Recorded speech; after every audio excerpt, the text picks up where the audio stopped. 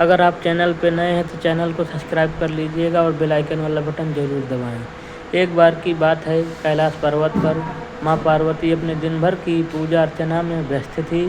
तभी उन्हें रावण कैलाश पर्वत की ओर आता दिखाई दिया।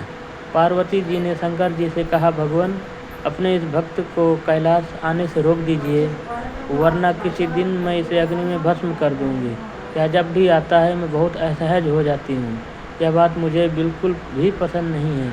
आप इसे समझा दीजिए, यह कैलाश में प्रवेश न करे। शिव जी जानते थे कि पार्वती सिर्फ उनके वरदान की मर्यादा रखने के लिए रावण को कुछ नहीं कहती हैं। वह चुपचाप उठकर बाहर आकर देखते हैं रावण नंदी को परेशान कर रहा है। शिव जी को देखते ही वह हाथ जोड़कर प्रणाम करता है। प्रणाम महादेव। आओ दशानन, कैसे आना हुआ? मैं तो बस आपके दर्शन करने के लिए आ गया था महादेव। आखिर महादेव ने उसे समझाना शुरू किया। देखो रावण, तुम्हारा यहाँ आना पार्वती को बिल्कुल भी पसंद नहीं है, इसलिए तुम यहाँ मत आया करो। महादेव, यह आप कह रहे हैं? आप ही ने तो मुझे किसी भी समय आपके दर्शन के लिए कैलाश पर्वत पर आने का वरदान दिया है, और अब आप ही अपने वरदान को वापस ले रहे हैं। ऐसी बात नहीं है रावण, लेकिन तुम्हारे क्रियाकलापों से पार्वती परेशान रहती हैं, और किसी दिन उसने तुम्हें श्राप दे दिया तो मैं भी कुछ नहीं कर पाऊँगा।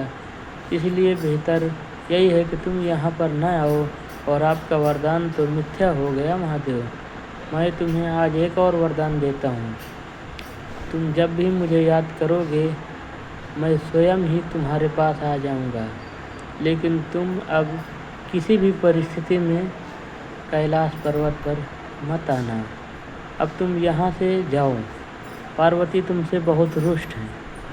रावण चला जाता है। समय बदलता है। हनुमान जी रावण की स्वर्ण नगरी लंका को जलाकर राख करके चले जाते हैं, और रावण उनका कुछ नहीं कर सकता। वह सोचते सोचते परेशान हो जाता है कि आखिर उस हनुमान में इतनी शक्ति आई कहाँ से। परेशान होकर वह महल में ही स्थित शिव मंदिर में जाकर शिव जी की प्रार्थना आरंभ करता है। जटाटवी गलज्जल प्रवाह पाही स्थले गलेऽवलम्ब्य अलम्बिता भुजंग तुंग मालिकाम। उसकी प्रार्थना से शिव प्रसन्न होकर प्रकट होते हैं। रावण अभिभूत होकर उनके चरणों में गिर पड़ता है। कहो दशानन, कैसे हो? शिव जी पूछते हैं। आप अंतर्यामी हैं महादेव, सब कुछ जानते हैं प्रभु। एक अकेले बंदर ने मेरी लंका को और मेरे दर्प को भी जलाकर राख कर दिया। मैं जानना चाहता हूँ कि यह बंदर जिसका नाम हनुमान है आखिर कौन है? और प्रभु, उसकी पूंछ तो और भी ज़्यादा शक्तिशाली थी। किस तरह सहजता से मेरी लंका को जला दिया? मुझे बताइए कि यह हनुमान जी कौन हैं? शिव जी मुस्कुराते हुए रावण की बात सुनते हैं और फिर बताते हैं कि रावण, यह हनुमान और कोई नहीं, मेरा ही रुद्र अवतार है। विष्णु ने जब यह निश्चय किया कि वे पृथ्वी पर अवतार लेंगे और माता लक्ष्मी भी साथ ही अवतरित होंगी, तो मेरी इच्छा हुई कि मैं भी उनकी लीलाओं का साक्षी बनूं। और जब मैंने अपना यह निश्चय पार्वती को बताया तो वह हट कर बैठी कि मैं भी साथ ही रहूँगी। लेकिन यह समझ नहीं आया कि उसे इस लीला में किस तरह भागीदार बनाया जाए। तब सभी देवताओं ने मिलकर मुझे यह मार्ग बताया। आप तो बंदर बन जाइए और शक्ति स्वरूपा पार्वती देवी आपकी पूंछ के रूप में आपके साथ रहें, तभी आप दोनों साथ रह सकते हैं। और उसी अनुरूप मैंने हनुमान जी के रूप में जन्म लेकर राम जी की सेवा का व्रत रख लिया, और शक्ति स्वरूपा पार्वती ने पूंछ के रूप में और उसी सेवा के फलस्वरूप तुम्हारी लंका का दहन किया।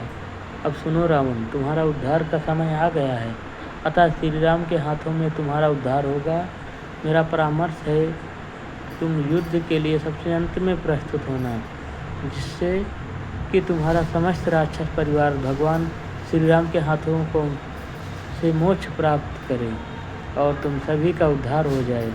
रावण को सारी परिस्थिति का ज्ञान होता है और उस अनुरूप वह युद्ध की तैयारी करता है और समय अपने पूरे परिवार को राम जी के समक्ष युद्ध के लिए पहले भेजता है, और सबसे अंत में स्वयं मोक्ष को प्राप्त होता है।